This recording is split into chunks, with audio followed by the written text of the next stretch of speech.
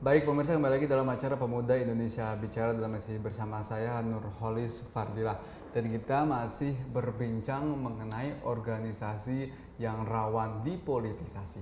Baik Bang, melihat tadi sudah diucapkan gitu Bang, seharusnya perannya seperti apa gitu, pemerintah juga harus seperti apa gitu. Nah, tapi untuk sekarang-sekarang ini nih Bang nih, sekarang-sekarang ini untuk menghadapi MEA juga nih Bang, bentar lagi ya, masyarakat ekonomi Asia. Bahkan pemuda-pemuda dari berbagai negara nanti pekerja-pekerja datang ke Indonesia. Nah, ini kan harus dipersiapkan juga nih untuk pemuda-pemuda Indonesia. Apakah saat ini sudah dilakukan begitu oleh pemerintah persiapannya gitu, Bang? Ya, kalau menurut saya saat ini belum ya. Artinya bahwa komitmen dari pemerintahan Jokowi JK ya belum nampak, khususnya terhadap pembangunan pemuda. Padahal bahwa 26% lah yang saya masalah yang saya ingat bahwa sekitar 26% penduduk Indonesia yaitu pemuda. Artinya bahwa 1 berbanding 4. Artinya jika ada 4 warga Indonesia, satunya itu udah pasti pemuda. Artinya yang perlu ada komitmen yang jelas pemerintahan saat ini terhadap pembangunan pemuda. Apalagi kita akan menghadapi MEA ya, masyarakat ekonomi ASEAN. Bagaimana misalnya meningkatkan SDM pemuda, spesialisasi bahwa pemuda saat ini harus benar-benar yang menekuni bidangnya itu. Jadi kalau dia bidangnya misalnya di otomotif ya dia harus sampai spesialisasi. Artinya mampu benar-benar menguasai satu keseluruhan sehingga bisa bersaing terhadap misalnya pekerja-pekerja asing yang gabung dalam masyarakat ekonomi ASEAN seperti itu. Ya, saya melihat saat ini bahwa komitmen pemerintahan sekarang ini belum terlalu serius menanggapi terhadap pembangunan pemuda. Oke, tapi kalau dari pemudanya sendiri, apakah memang sudah siap untuk menghadapi MEA nanti? Ya, saya rasa belum ya, belum dalam artian bahwa ya secara keseluruhan ya belum. Nah, itu tadi peran pemerintah itu penting, dan kita juga sebagai organisasi misalnya ada OKP yang masyarakat sipil society kelas menengah juga harus mampu yaitu mendorong memberikan dari kritisnya bagaimana sih mencari solusi, bagaimana membangun misalnya SDM pemuda ini sehingga mampu bersaing, sehingga mampu ya jangan sampai kita menjadi menjadi penganggur di negara sendiri misalnya. Kita hanya menonton apalagi banyak misalnya sumber daya alam kita kan banyak masih yang dikelola oleh asing. Nah, itu penting bahwa untuk jangka panjang hari ini dan jangka ke depan ya sudah tidak lagi seharusnya harus tidak ada lagi bahwa sumber daya alam kita yang masih dikelola oleh asing.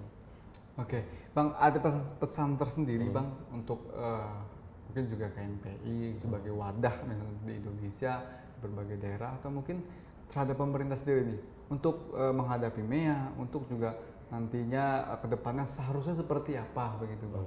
Jadi apa kira-kira Bang? Ya, intinya begini.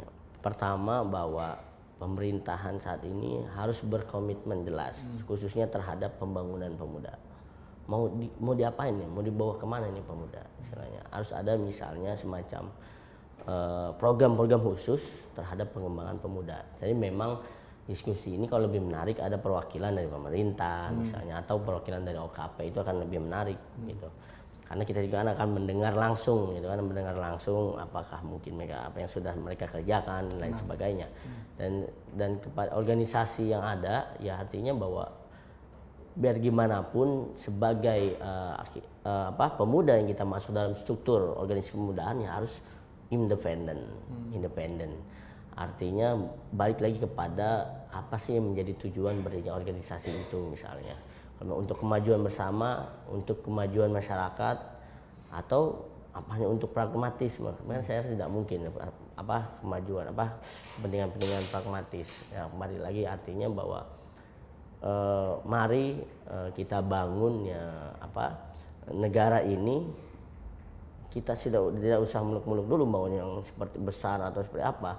Kita mulai mengaca dari diri kita sendiri aja. Diri sendiri. Sudah sejauh mana kita merubah misalnya hidup kita atau sejauh mana peran kita, apa yang sudah kita lakukan untuk kemajuan misalnya bangsa. Misalnya.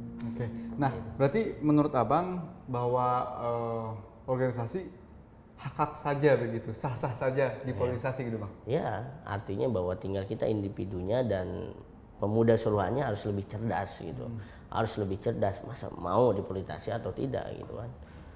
Tapi kalau memang benar-benar sudah dipolitisasi, tapi juga harus jalan dengan sejalan dengan Ya, peran-peran yang biasanya ada kan dong. Gitu. kalau sudah dipolitisasi cenderung tidak independen ya kan gitu. Jadi tidak independen.